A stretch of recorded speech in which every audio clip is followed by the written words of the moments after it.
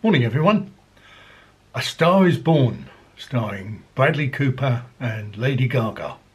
Is it any good? What's it like? Should you spend your money? Stick around and you'll find out. Well, it's not the sort of film that I'd normally go and see, let's be honest. And I haven't seen the original one, which I think starred Judy Garland and James Mason.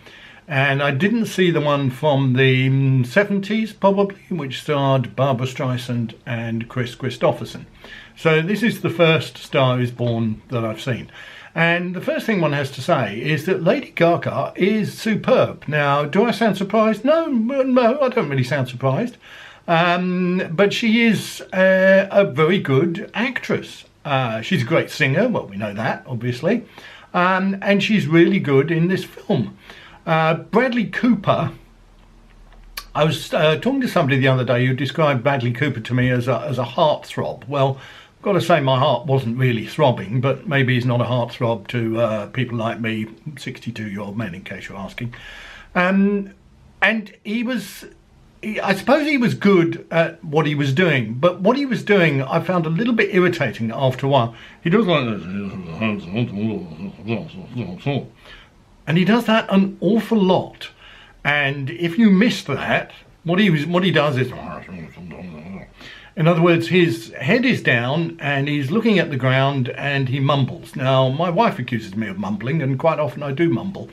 But I found it, and again, being a 62-year-old man, a little bit hard of hearing on occasion, I found a lot of the things that he was saying quite difficult to understand. So, be that as it may. The story, you probably know the story, maybe you don't. Aging, fading, still quite well known rock star, pop star, famous person, played by Bradley Cooper, discovers young female ingenue, played in this case by Lady Gaga, following on from Judy Garland and Barbra Streisand.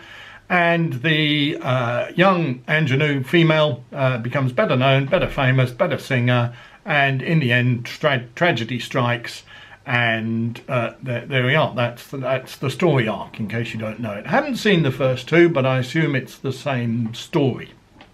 And it's well done. It's a good film, and I enjoyed it. And quite a lot of the films that I've seen this year, I haven't really thought they were much good, and haven't really enjoyed them very much. This one, yeah, I did enjoy it, and I thought it was quite good. Had a few problems with it. I've mentioned Bradley Cooper. Another one of my problems is that the music is actually, it's pretty good, but it's a kind of late 70s, early 80s type softish come hardish rock sound. You remember REO Speedwagon, Foreigner, Asia? Was there a band called Asia, I think? Eagles, but with a bit more bite.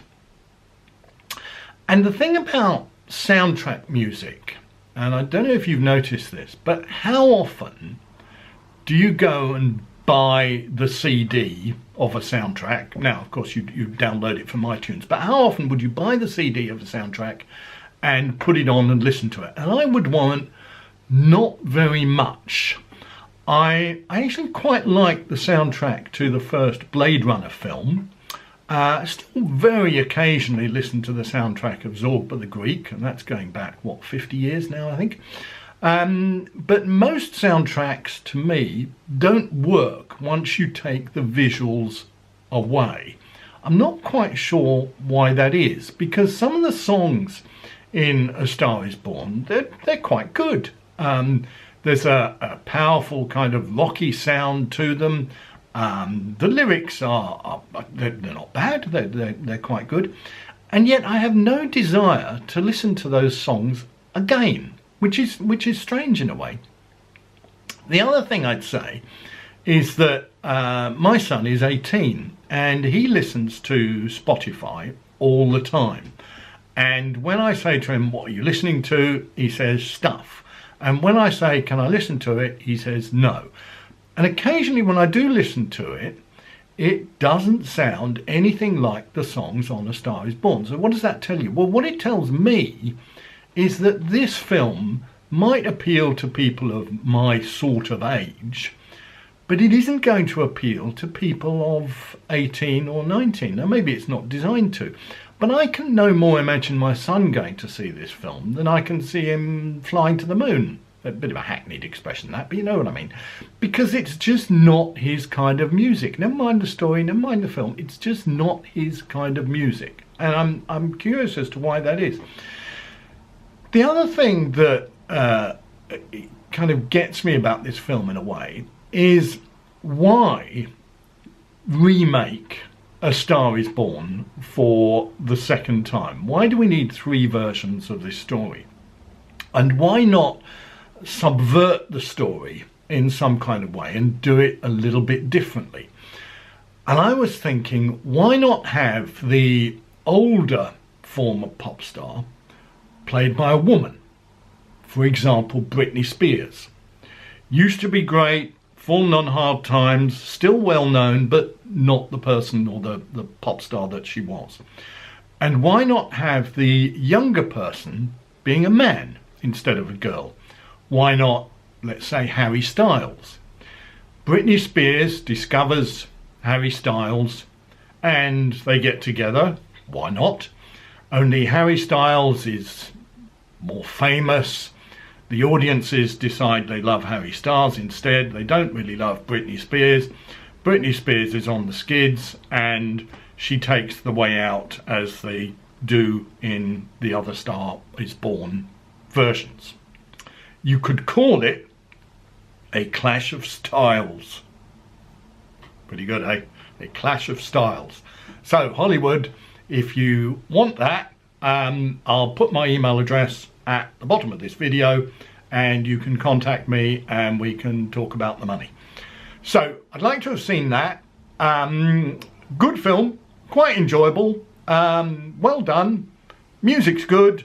Lady Gaga is revelation as an actress, not conventionally pretty, but still striking. Great singer, really does well in this. Bradley Cooper, a bit too much in a kind of sub-Elvis kind of way, makes it very difficult to understand the dialogue. And there you go, go and see it, why not? It's better than First Man, which is rubbish.